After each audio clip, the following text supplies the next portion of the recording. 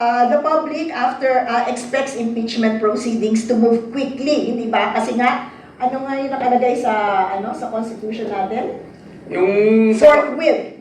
Forthwith daw. Yung Oo, forthwith na yan. Okay. Mm. So the question is, what are the most common misconceptions of Filipinos about how impeachment proceedings actually work under the Constitution? Ito, sinasabi nila, ala, na-impeach na si Inday, hindi na makadagan usap, hindi na makatakbo uli. Oo. Ito, ganito ha, iklaro ko talaga sa inyo para kunyari, pareho na, medyo matalino na tayo. Kasi ako, hindi ako matalino nag-aaral lang talaga ako Oh. So, yung impeachment, kung maabot na yung 1/3 vote po doon sa House of Representatives, i-correct mo lang din ako kung baka mali na rin ako, mama. Si Inday, impeach na. Technically, impeach na siya. Pero hindi pa siya guilty, hindi pa siya pronounced guilty. So, hindi pa rin siya disqualified. Wala pa yung mga consequent, na mga penalties for impeachment. So, merong articles of impeachment yan na gagawin yung yung House of Representatives at ipasa doon sa Senado. Doon sa Senado naman ay magta-trial doon forthwith. Pero kinakailangan may 2/3 vote doon. Kung maabot yung 2/3 vote na 16, hindi yan, maski 23 na lang sila, 20, 16 pa rin ang kailangan yan ha. O, hindi yan ma-reduce. Kaya yan din ang problema nila. Maski makaabot sila ng 1/3 vote, which I hope will not happen, okay? Para hindi na tayo masyadong magulo. Ang dami nating problema wala nga tayong klarong ginagawa para sa mga OFWs doon sa abroad tayo, dagdagan pa natin ito. Ang mahal-mahal na ng gasolina. Ang sa atin dito, pinag-uusapan, impeachment team dahil dami naman ni Ma'am BP. Sana all. Anyway, yung sa Senado, kung simba ko may 2/3 vote, one of the consequent penalty doon is yun ang hinahangad nila. Ano yung hinahangad nila? Yung perpetual disqualification to hold public office removed. Tapos aside from removal. So, ever kung mangyayari yan, hindi na makatakbo si Ma'am Inday. Dahil sa mga walang basihanan ng mga complaint na yan. Yun yung inaasam-asam nila. Kasi alam nila na maski sino pang ilagay nila, matatalo ngayong 2028. Kaya nga, by hook or by crook, itry talaga nila yan gagawin. Tayo namang taong bayan, we have the moral responsibility to prevent that from happening. Kasi kung mangyayari yan, wala na tayong choice. Sinong, kung may si Ma'am Inday, hindi, baka ma-force din tayo na i-field na lang siguro mas matapang din yun, si Congressman Pulong, o si Mayor Baste, diba, by 2028, 40 na si Mayor Baste on the day of the election Hindi si Baste, naku, baka mas marami ding magbuboto nun, especially yung mga babae. Baka makakuha na lahat ng mga female voters. So, kaya mag-isip-isip din siguro yung grabing magbigay ng problema kay Ma'am Sara. Ang daming problema lang binibigay kay Ma'am Sara. Mag-isip-isip din kayo kasi may mga alternatives din Pero sana hindi yan mangyayari because it is for the betterment of our country. We need really a leader like Ma'am Inday in our times. Yes. Attorney Even, pwede kong dugtungan. Sige po, gusto ko lang po i-remind yung mga kababayan natin, wala kayong napapansin. Puro delubyo dumadating sa atin.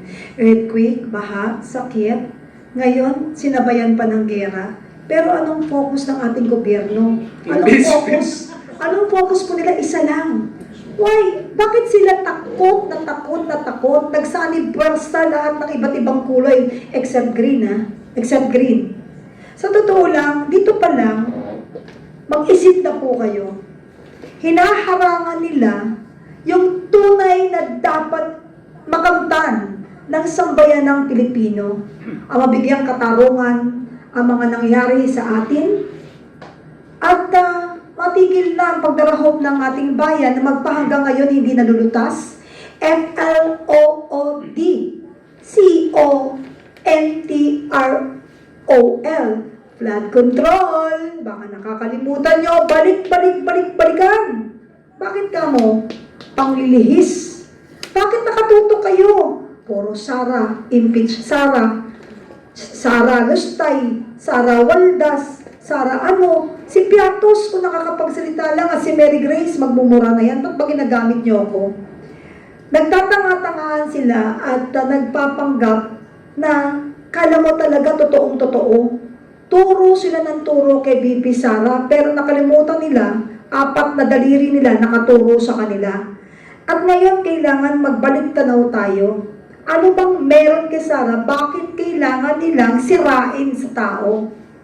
Bakit takot na takot sila? Kasi yan na magiging katapusan ng mga ginawa nila noong pa na hindi natin natutuklasan. Lumalabas na isa-isa ang mga katotohanan kung paano nila binalahura ang ating bayan at nagiging sunod-sunuran tayo sa kanilang lahat dahil akala natin yun po ang tama at para po talaga sa bayan ang lahat ng kanilang adhikain at plano. Ngayon na lumalabas na totoo, kailangan pa pala may isa pong makulong. Doon pa lang magtaka kayo. Bakit kailangan tanggalin mo sa bayan natin? Kung talagang siya ay nasasakdal, pwede siyang kasuhan dito. Bakit ibang bansa ang hahawak sa kanya? Doon pa lang po magtaka kayo, nilihis, tinago, tinanggal yung tatay. Akala nila, magagawa nila ito, nakalimutan nila yung Diyos. Talaga ngayon ko na-appreciate lahat Nakikita natin, no, attorney? Attorney, grabe talaga. Nakikita natin talaga yung mga nangyayari. Niloko nila tayo, niloko nila ang Pilipino, binaboy nila ang Pilipinas. Kaya habang may naninindigan, mga kababayan, huwag tayong mawala ng pag-asa. Kahit isa na lang yan, basta may naninindigan. Sa mga vloggers, please, nakikiusap po ako, huwag kayong manawa. Ang ating laban ay hindi laban pansarili, hindi laban pang maleta, hindi laban para sa mga pamilya lang natin. Ang laban na ginagawa natin at paninindigan ay laban natin para sa ating inang bayan, ang Pilipinas. Salamat po sa inyo at huwag po kayong hihinto. Dahil hindi po kami hihinto hanggat hindi nakakamta ng hustisya para sa bayang Pilipinas. Attorney, please. Yes, susugan ko lang po, Kapenya, Attorney Torion. Dito sa impeachment proceedings, kayo po bilang litigator, ano po ba ang in-expect ninyo na nakapaloob dun sa complaint? Dapat po ba kumpleto na yung ebidensya bago nila pinasagot si VP Sara? Dapat. Kasi kung mag-file ka nga ngayon ng kaso ng ordinary criminal case, the standard by which the DOJ is setting and which was affirmed by the Supreme Court recently is reasonable certainty of conviction. How much more when you are trying to impeach a high official, the Vice President at that, voted by 32 million pesos. Pesos ba? 32 million people. 32 million voters. No?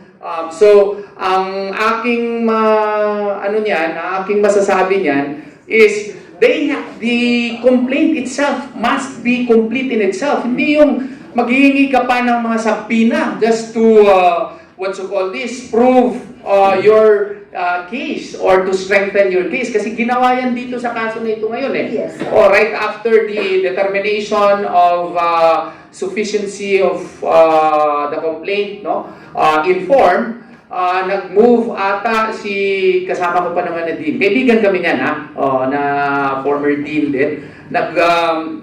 Nag-move for issuance of subpoena. To my mind, that is an admission of weakness, that they don't have the necessary evidences to link VP Sara to the crimes that they allege.